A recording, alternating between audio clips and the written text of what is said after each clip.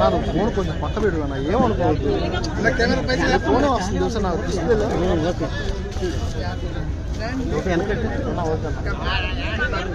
భయా ఫోన్ వెనక్కి పెట్టండి మీరు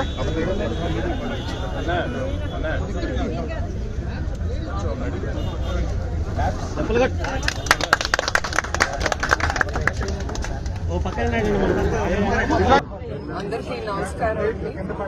మీ అందరికీ తెలుసు 2018లో చంద్రబాబు నాయుడు గారు ప్రజల కోసం అన్నా క్యాంటీన్ ప్రారంభించారు. ఇది అందరికీ అందుబాటులో ఉండాలని 5 రూపాయలకే ఒక భోజనం ఆయన స్టార్ట్ చేశారు. ఆయన ఒక్క సంవత్సరంలోనే అంటే 2019లోగా 368 అన్నా క్యాంటీన్లు ఓపెన్ చేశారు. ఒక్కొక్క క్యాంటీన్లో రోజు 1000 మంది భోంచేసేవారు నాకు తెలుసు.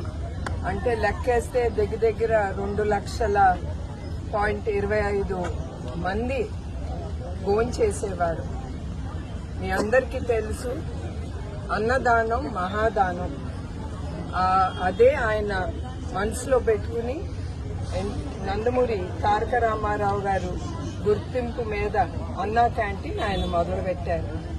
అట్లాంటిది 2019లో వేరే ప్రభుత్వం ఇప్పుడుండే ప్రభుత్వం వచ్చి అన్ని వాళ్ళు కొల్లగొట్టారు అన్నా క్యాంటీన్ అన్ని.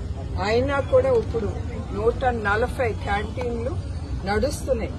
అది టీడీపీ వాళ్ళు కావచ్చు, బయట ప్రజలు స్వచ్ఛతంగా వచ్చి వాళ్ళు స్పాన్సర్ చేసుకుని అన్నా క్యాంటీన్ ప్రజలకి భోజనం పెడుతున్నారు. ఆ దాతలందరికీ నా కృతజ్ఞతలు, థ్యాంక్ యూ అండి.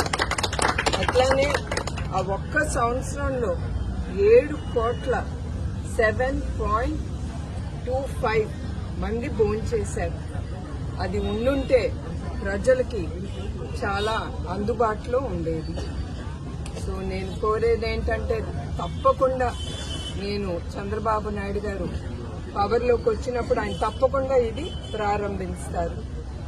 మంగళగిరిలో లోకేష్ గారు కానీ, కుప్పంలో చంద్రబాబు నాయుడు గారు కానీ మొదలు పెడితే అది కూడా ఆపారు. కానీ ఎవ్వరూ వెనక అడుగు వేయలేదు. వాళ్లే కాదు, తెలుగుదేశం కార్యకర్తలు కానీ, తెలుగుదేశం సింపథైజర్స్ కానీ ఎవరు వెనక అడుగు వేయలేదు.